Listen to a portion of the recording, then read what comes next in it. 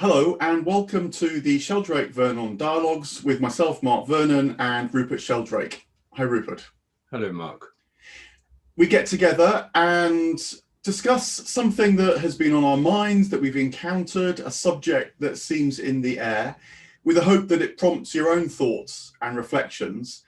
And today we decided to talk about a new book by Edward St Aubyn called Double Blind. I believe you've got a copy as well there, Rupert. Yeah. And you suggested this. I think you're actually friends with Edward St Aubyn, but this book particularly came to mind really because of the range of issues. It's quite an ideas novel that it covers, which overlap with a lot of what we talk about. So it's interesting to reflect upon it ourselves and see how he handles them, and maybe also have it as a bit of a litmus test of where we are in this moment in relation to things like science, the environment, inner life, the various things that get brought into the plot as the book unfolds. That's what you had in mind, is it? Yes, it is. Yes. I mean, I have read it and really enjoyed it, and particularly for the way that it touches on these issues. So, for example, in one moment, there's a very, I thought, beautiful and accurate description of what it's like to live from a more meditative stance towards life. So sort of touching continually back to the sense of being itself, awareness itself, and then how experience, in this case, particularly in nature with one of the characters, looks very different. But I also really enjoyed it for the way that it critiques very clearly and precisely many of the assumptions of a world that's very often at least shaped by scientific materialism. So one that stands out immediately is he describes people treating the world as if there was a kind of aboriginal miracle, like there's something, not nothing, that when you chuck in a ton of randomness to make the multiplicity of things, and then add the somehow magic ingredients of emergence, as if extraordinary things like consciousness can come out of dead matter. You know, so when you have miracle, randomness, and emergence, bingo, you get the world. But, you know, when put like that, it shows how poor, really, a philosophy of life that, you know, our culture, maybe even many people, tend to work on. And then, of course, wonder why there's alienation, why there's discontent, why there's ecological trauma and disaster around the corner, if not already on our doorstep, which is another key theme of the book. So I loved it for the way that it wove all these things together with the different characters. Is that the same book as you read? Oh, yes. First of all, like you, I thought it was a very, very good read. I mean, I enjoyed it as a novel, the characters, the story. And I don't read very many novels. So, you know, it's unusual to read a novel for me. So I enjoyed it just as an enjoyable book to read. But then I'm amazed really how completely up to speed and up to date he is. I mean, Edward St Aubyn is a literary author. I mean, he was shortlisted for the Booker Prize. I mean, and he's, you know, often his literary style is admired by people. So he's very much a literary author, part of the literary world. And it's extremely rare, if not unique, to find someone in that world who's completely up to speed with what's going on in contemporary science. I mean, you sometimes get references to science in novels which show that the authors read something in New Scientist a few years ago, you know, popular downstream kind of science. But this is like high table level science. This is completely up to speed with where science is. So for me, that was really interesting to see the kind of things you and I discuss, the kind of world of leading edge science I read about in Nature every week. I subscribe to Nature, the international science journal, and you know, the kind of discussions about where science is and where's it going. There's a kind of that level of being up to date in Edward St Aubyn's novel is astonishing. And I think that he covers some of the really important issues in contemporary science remarkably well. I mean, they've become part of the story. There's the missing heritability problem, for example, where the Genome Project reveals that large amounts of inheritance are simply not explained by genes. And this takes on a particular relevance in his novel because of someone who's schizophrenic and a possible pair of twins who are schizophrenic. And one's schizophrenic, the other isn't. And to what degree does genetics predict schizophrenia? Well, the answer is not very well, less than 10%. The missing heritability problem, epigenetic inheritance, which is again a major theme in modern biology. It's not just in the genes, it's in epigenetics. And of course, he has a figure in the book who is kind of Richard Dawkins' character, a representative of old school neo-Darwinism. But it's very clear that that is a kind of paradigm on the way out. So that discussion about inheritance is one major theme. Another one is brain scanning and consciousness and its relation to the brain. One of the characters has a brain tumor, and that means that the whole nature of the brain, its relationship to the mind, again, is not just something that's in scientific papers, but is an actual real issue for the character with the brain tumor and those who love her. So again, I thought that was very fascinating. And another thing, I mean, there's many levels to the scientific interest of this book, but another one is how science is done and funded by this outrageous billionaire character called Hunter Sterling, a venture capitalist, who is on the lookout for new scientific breakthroughs that he can commercialize. And I thought the passages about this device you put on the head and stimulates brain states, the happy helmet, is amazing because, such things are almost commercially available. This is not about the science and technology of today. A lot of it's about the science and technology of tomorrow, as propelled by outrageous American billionaires who've made fortunes and are able to change the way science is done by investing large amounts and buying up innovations. Again, that's very much a contemporary theme that's part of our current reality. And I think the way he discusses that is very fascinating. Yeah, and I thought that it was also very compelling the way that he links that to the personal stories, both in a way to send things up, but also to show how serious things can be. So for example, the person with the brain tumor clearly turns to medical science, but it becomes very clear what medical science can and can't offer.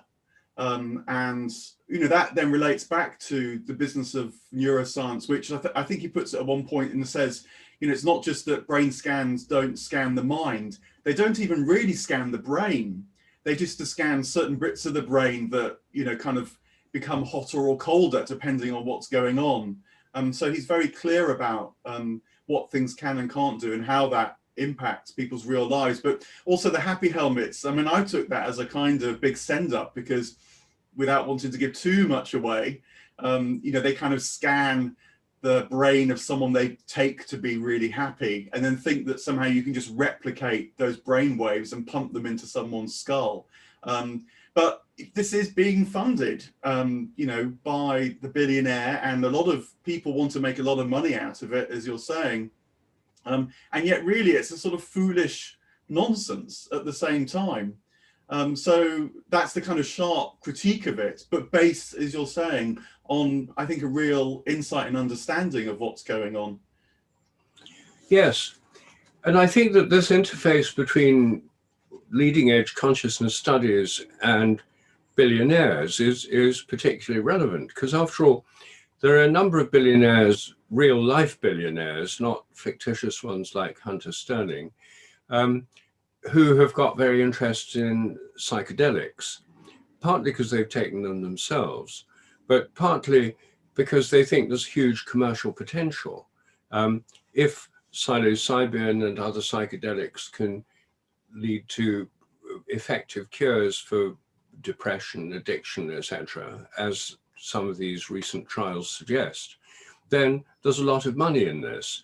And so some billionaires are very interested in investing in companies that would set up, say, psilocybin retreat centers or clinics, and where pure consciousness research about the nature of the mind is instantly taken over by entrepreneurs who want to make lots of money out of it, and already have companies that on some of these cannabis companies already have stock market quotations of billions of dollars. So this is very much a real issue, and one could argue that billionaires funding this research are going to make it happen faster than it might otherwise have done and be much more widely applied. Because if it's left to government funding, most of the stuff would never have been funded. Nearly all the psychedelic research has been funded privately. I mean, it's been done in universities and so on, but it's not something that would be on the Medical Research Council's agenda at present. So I think the novel very interestingly shows how innovative science, eccentric billionaires are actually interwoven. And in my experience, this is a real phenomenon. I mean, my own research, which is not within the conventional framework, is not fundable within the conventional frameworks. I mean, I can't get money from the standard government grant-giving agencies, nor from conventional foundations. It's too heretical. And my own work has been funded over the years by eccentric billionaires. I mean, so this is not just a fictional possibility, it's actually happening, as I know from my own experience. So I thought that was an element of the story which was particularly interesting. And Hunter Sterling's not a totally likable character, and he's got many flaws, as indeed many real-life billionaires do. Yeah, I mean, it's got a kind of clear eye about science, but it's also equally critical of what you might call the new age as well, and critical in the sense of assessing, not just dissing. So, for example, part of it takes place in Big Sur in California, which is the home of the human potentials movement, you might say.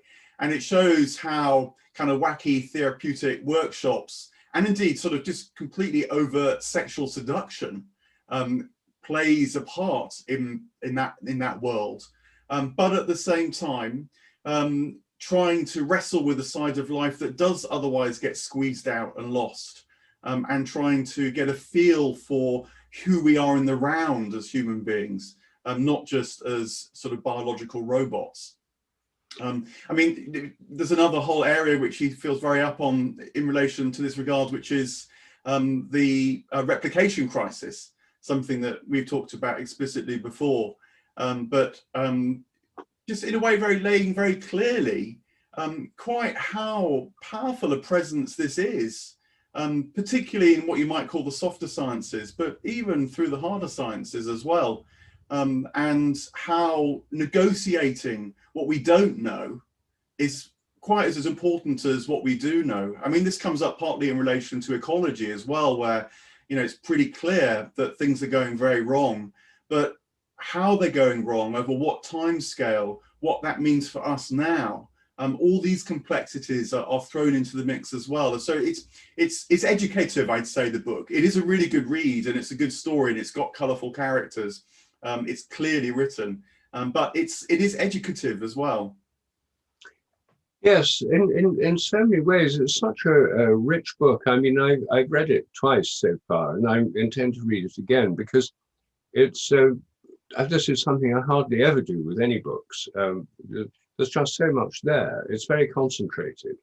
I mean, Edward St Aubyn's novels are all quite short, and this is quite short, like his other novels. They all have short titles too, like double blind, this one, that you know, mother's milk, never mind, some hope. So they on the edge, they tend to have very short titles as well.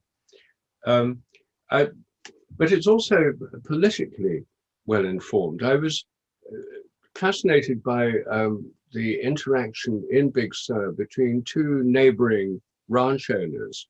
One, a very seductive woman called Hope, you know, whose languishes naked in her swimming pool, etc.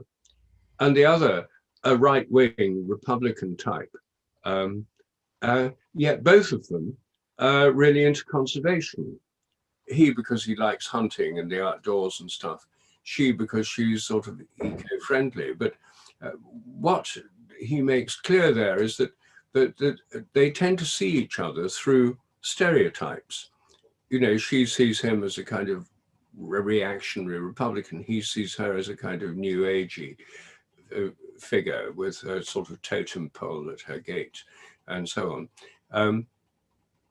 But when they actually interact, it becomes clear that their interests overlap. And that's very interesting because in real life, you can find Greens on the political left, but you can also find people who are really into conservation and green type policies on the political right. And so it doesn't sort of collapse into stereotypes, and the tendency of the characters to collapse each other into stereotypes is actually unraveled by the novel itself, because it shows that the issues are, they're not stereotypes. So that was just another layer of its complexity and interest. I'm afraid that some of the, I mean, there have been some rather negative reviews in some of the literary publications by people who basically just don't get it. You know, they want novels to be principally about human misery and not about ideas, and certainly not about scientific ideas. And I suspect that this is part of his problem. He's ahead of his time. And if you're ahead of your time, then almost by definition, most people are not going to get it. So I think that that's one of the problems he's going to face with this novel. Yeah, and I think it's also, you know, some people just don't like novels of ideas. I really do. And in fact, I get frustrated when the ideas are just skated over. They're just sort of given nods to, which is the sort of much more common, I feel, in many novels. But I think also what he's doing is he's really wrestling with the scientific age. You know, so there are some novelists like, I don't know, someone like Ian McEwan, who has quite a lot of science, but science is always treated in a kind of flag-waving way, as if the sensible people are the scientific people and others are just a bit deluded. So it becomes a kind of cheerleading novel for science, but he's trying to really get into the complexities of it. And I've also heard some of the feedback where, I know one review I read accused it of being aristocratic, as if it was going back to a kind of gentleman scientist, you know, kind of Charles Darwin naturalist wandering the world and taking it all in. But, you know, for me, that is not to understand it. But as Edward St Aubyn actually said in an interview I heard, he thinks that we've majored on the microscope in terms of our study of the world, but have forgot how to look through a macroscope, as he puts it, which is to see things in the round, to try and integrate these things together, to have a worldview from which to absorb all that comes at us piecemeal day by day with this study or that finding or this concern.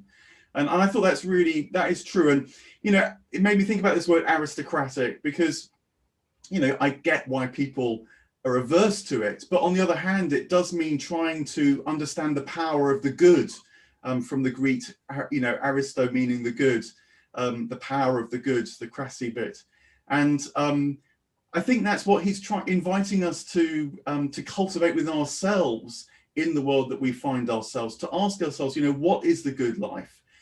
What knowledge do we need to actually start to forge and foster it? How can science help, for sure? But where does it fall short? And, you know, where do the characters we rely on, with all their complexity, like you're talking about with the billionaire, if they're given full reign, then, you know, where's that going to take us? So asking us to have individual discernment surely has got to be part of engaging with the world in which we find ourselves. Yes. Yes, well, I think I myself didn't see it as aristocratic in any negative sense. I mean, the characters in the novel are not aristocrat. I mean, there's a billionaire. He's an American billionaire. He's not an aristocrat. There are neuroscientists and there are brain surgeons who are not aristocrats. If anything, they're technocrats, but they're people who are very well informed scientifically. One of the central characters is an ecologist involved in rewilding.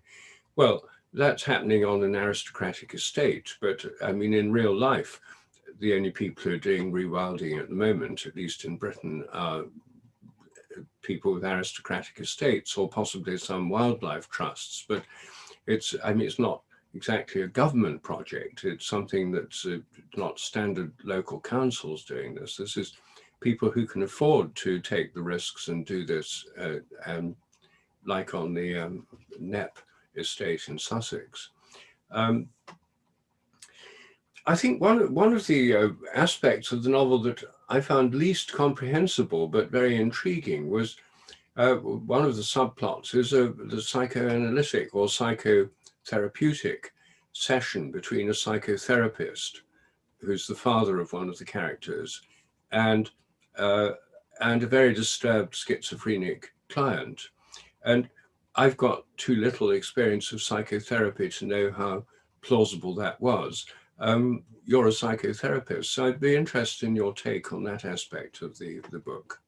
Yeah, I was very interested, and I mean, broadly speaking, it made sense. So he tries to listen, the psychotherapist tries to listen to the person with these very disturbed delusions to understand the symbolism of what they're saying, and so therefore be able to kind of gradually unpeel the core of their trauma.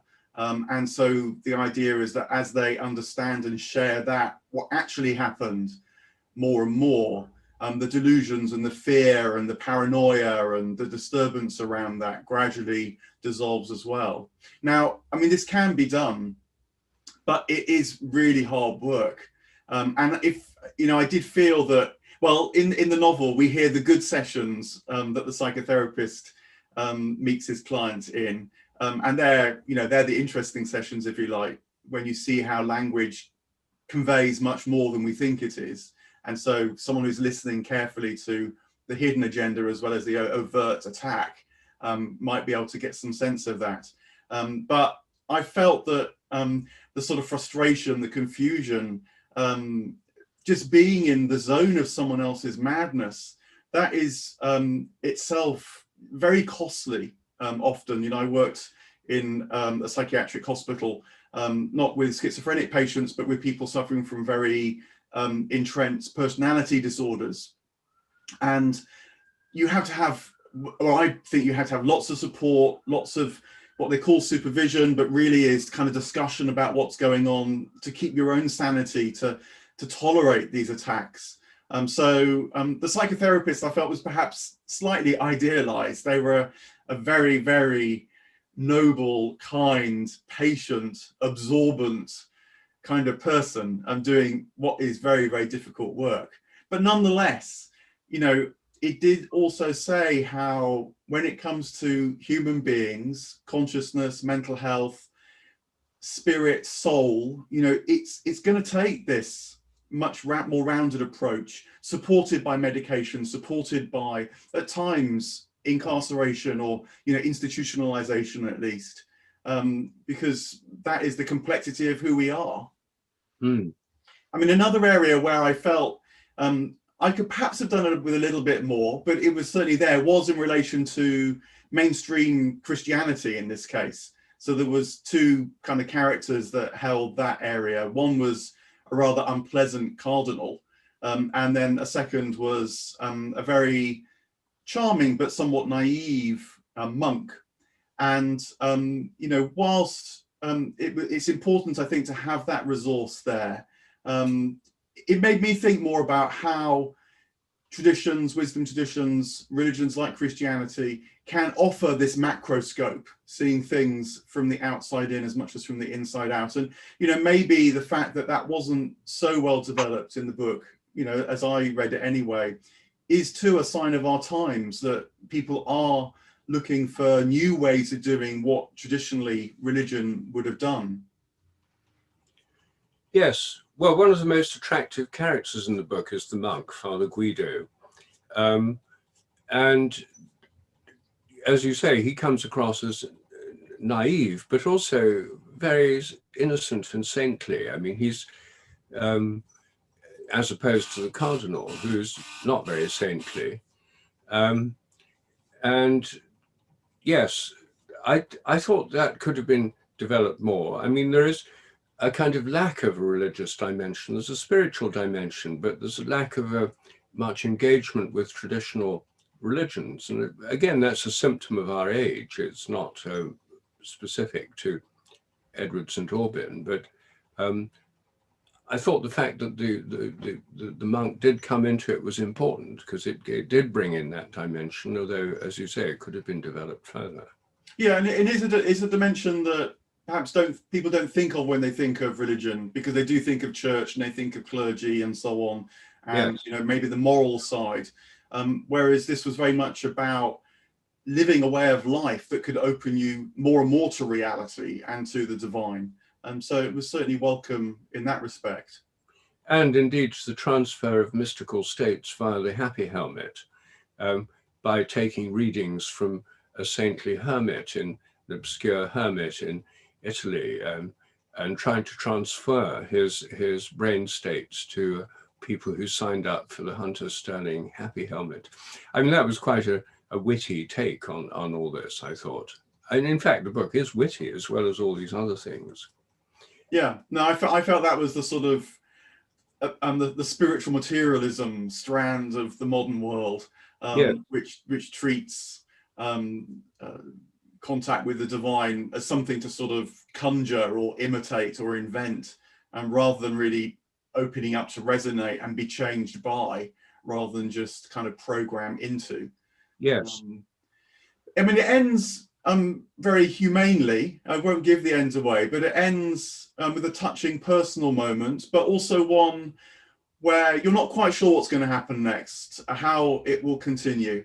And I guess that's very much part of what the book does, is it sort of hands it over to its reader, to us, to make something of what you've been engaging with. So I quite like that ending as well. Well, it definitely left me wanting more. And since Edward St Aubyn wrote the Patrick Melrose series of books, of 5 books in a pentology, I suppose it's called, since he's done a series of novels in the past, it's possible this could turn into a series too. Personally, I hope it does. I think we've probably run out of time, Mark, but anyway, I, for one, would like to end by encouraging those who are interested in the things we've been talking about to read the book for themselves. And I can add to that once more. I mean, you know, if you enjoy our dialogues, then you'll definitely enjoy this book, and it will help fill out things which we talk about for yourself as well. So it's a double thumbs up. Yes, double blind. Thanks very much indeed, Rupert. Thank you, Mark.